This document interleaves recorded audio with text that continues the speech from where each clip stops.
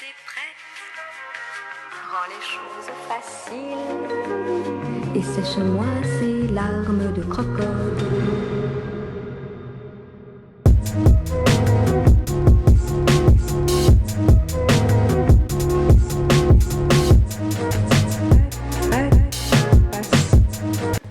So this bathroom is builder's grade. When I refer to builder's grade, I want you to understand a builder comes in one of these bathrooms, and this is an 8x8 ceramic tile. It's low end, type of tile. I am tearing up this bathroom floor, and it's kind of a pain in the butt to tear up, but I want to respond to a recent video somebody did in retort to a video that I have about issues with floors. Specifically putting down, when you put down Durock, it is said, and this is Durock, it is said that no matter what, it's Durock, Wonderboard, Hardy plank, whatever, that you should glue and screw. So you have your pristine subfloor, and in this case we have real plywood, which I'm always happy about. Pristine plywood, and then you're going to mess it up by troweling out thinset all over this pristine subfloor. And then you're going to put your Durock or whatever backer board you decide to use on top of that and screw it down, or nail it down, as it were, because backer board companies allow for nails. And I'm going to reiterate, I know I'm being redundant here because I have 2 or 3 videos on how you can mess up your bathroom floor. When you do that, when you glue and screw, you're tearing up, for the next guy, you're tearing up the subfloor for the homeowner. So if the homeowner decides maybe in 5 years, man, I don't know what I was thinking, I'm going to do another floor. The next guy that comes in realizes that you glued and screwed, and he's going to charge you an arm and a leg because inevitably you're going to mess up this subfloor. This pristine subfloor is not going to be pristine anymore. It's going to start tearing up. This is plywood. It's layers of wood, and there begets the name. It's even worse with OSB. OSB is particle board basically, and that's going to rip everything out when you try and take out these subfloors. So in that video, that was a retort to my video, I believe, the guy said you could have a lot of problems if you don't glue and screw. And he posted somebody else's video, not his. He posted somebody else's video about the problems that this guy encountered, where the tile came up, where the tile was popping up. Most of the video had to do with the tile popping up. It was a bad install of tile.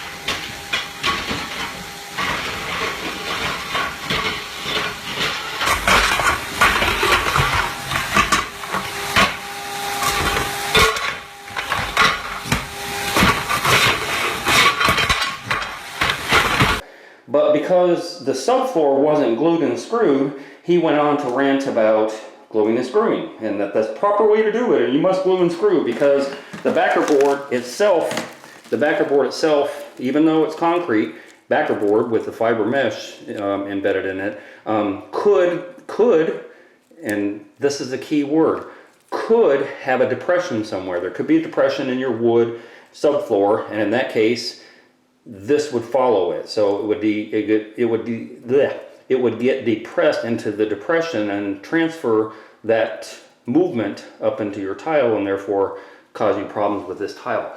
This bathroom is in excess of 20 years old. There is not one crack in any of the tile here. There's not one crack in any of the grout.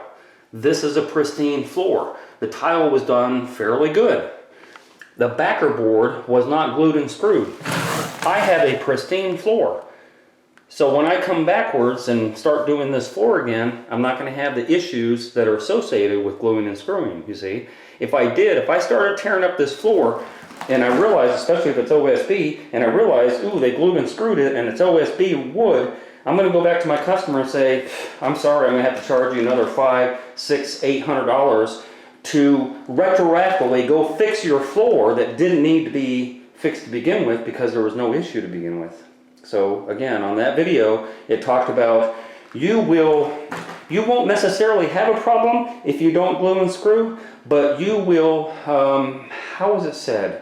You will make it extremely possible, or something, some words to that effect, that you will have problems. And look here, most of what I do is bathroom renovations, and I always run into bathroom floors. I've yet to have a call. I don't believe I had maybe one call or two in the last few decades where specifically, I'm not doing a shower, specifically somebody says, I have a bad install of my floor, or my tile is cracking, or this or that, and it's associated with the bad install. It's happened maybe twice, maybe, and I have to really think about it hard to remember what those times were. It wasn't that catastrophic. And in this case, look here, they even used roofing nails. Perfect. Love it. I love it that they use roofing nails because it makes it easier to take up, and there is a mindset out there. It shouldn't be easy to take up. It should last 100 years. This floor should last past your life and everybody else's, and the problem is the next guy. If he has to go through extra work and all that stuff and the customer has to pay more, then so be it. I'm going to make it last. That everything else in your house in a tornado goes away, but your floor is still going to last. The tornado will have no effect on your floor because you glued and screwed and did everything you could to make sure that there's no cracking, yet there's no cracking. I take up floors constantly. Every couple weeks I'm taking up a new floor. This is beautiful. I love this. This is the way I do it. Okay, so when you put backerboard down, now I don't know, I see there's a few nails. I think they probably followed the directions where it said 8 inches apart. Sure did, look at that. About 8 inches apart they put nails. So because I have a roofing nailer, bam, bam, bam, bam, bam, maybe every 2 or 3 inches, bam, bam, bam, I put an enormous amount of nails in my backerboard so that if there is any depressions, and I don't use hardy board because it's too stiff. So if there's any depressions, this backerboard will actually conform to the depressions, and the depressions are so profound that I can feel them or see them before I put the backerboard down. I'm going to fill those in with thinset, or I'm going to somehow mitigate that problem so that I don't have that issue that other people seem to think you're going to have. You're just not going to have those type of issues. It's minuscule at best. So what I'm saying is, it's an overkill to glue and screw, and it's going to cost you more money in the long run if you ever take up your backerboard. You know, the contractor, I don't care who it is, if it's me or somebody else, or even this guy that made the video, he's going to get into this and go, wow, I'm going to have to charge you a lot more because look what they did. And then he's doing that. So hopefully he gets to go back on a job he did where the customer 5 years later decides, I don't like this floor anymore, and he gets to take all this stuff up, and he gets to fix all the subfloor, and he gets to charge the customer another $500, $600, $800 to repair their floor because it's totally unnecessary. Again, pristine floor. There is nothing wrong with this floor. 20 years forward, there's absolutely nothing wrong with this floor. And I don't run into these bathroom floors where it's glued and screwed. Maybe once in a blue moon I do, and I cringe when it happens, but I'm doing this constantly on a normal basis. I'm taking up floors that are pretty much pristine, and they're not glued and screwed. So the idea that he's coming across to you and saying that if you don't do it this way, you are headed for a big problem later on, or potentially a big problem, is garbage. Do your backerboard, do everything correctly, do it the best you can. Don't do it 8 inches apart. You know, even if you're going to screw instead of doing nails, you know, do it about every 4 or 5 inches apart, and do rows around the perimeter, and do rows across and all that stuff 4 or 5 inches apart. It's going to take you longer, but it's gonna negate having to go through all this problem of gluing and screwing. They're going to tell you to glue and screw. They're telling you to glue and screw because they're assuming that you don't know enough to do your due diligence and make it done right without gluing and screwing. So they're assuming worst case scenario. They're assuming that you're going to McDonald's and you need the label that says this coffee may be hot. They're assuming worst case scenario that you're an idiot. So when you glue and screw, it makes it idiot proof. So if you want to glue and screw, go for it. But the idea that you're going to have a failure that somehow or another your floor is not going to last is garbage. It's just plain garbage. Don't believe it. Do what you want to. I mean, it doesn't really matter to me. You know, ultimately, I'm working for myself, and if I had callbacks going back 20 years where people were saying my floor is cracking and this and that, then I would probably change my method. But I'm not having those type of issues that I'm running into here where there's no issue. And there you go. The complaint here is that the grout is cracking and the tiles are chipping. when I'm walking on it.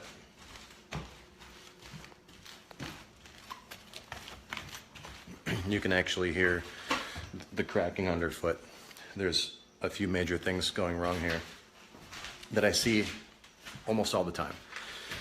One, you can see the trowel marks in the thinset. There really isn't a whole lot of thinset on the back of these tiles. You know, that's barely got any coverage at all. The other thing that you'll see is that there are cracks all through the substrate. You can see these cracks running through here. These are the joints in the Duroc. Okay.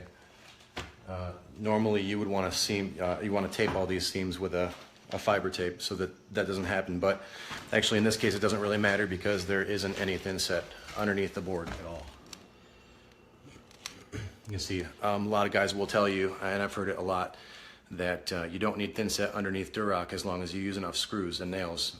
Just in the past 2 weeks, I've replaced probably 600 or 700 square feet of tile just because they didn't put thinset underneath the Duroc. So it's unfortunate because this, very nice couple, they should have a long-lasting tile assembly, but cracking grout, cracking tiles, those types of things don't happen unless the installation is done improperly. So I do have to take up the Duroc in this area, but unfortunately the rest of this tile through here will probably come up in about 5 minutes. So just important to get a qualified tile installer to do your project, and even if you can't get one, at least get someone on board who knows what they're talking about. They can help you make sure that your project lasts. It's not worth spending the money if you don't. So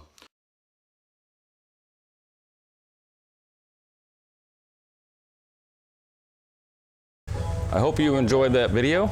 If you did, then subscribe. Hit that button and subscribe. I make nothing off of YouTube, so please be a Patreon member. I'm going to post a link down below to my Patreon account, and you can donate $1, $5, $10, $20 a month. Just pledge that on a monthly basis. That will help me produce more videos and content so that you can watch and learn from my channel. And donate at least $50 if you're going to call. If you're going to call for advice, donate to my PayPal, please. Donate first, and then feel free to call me or email me for advice. Otherwise, business calls only, please.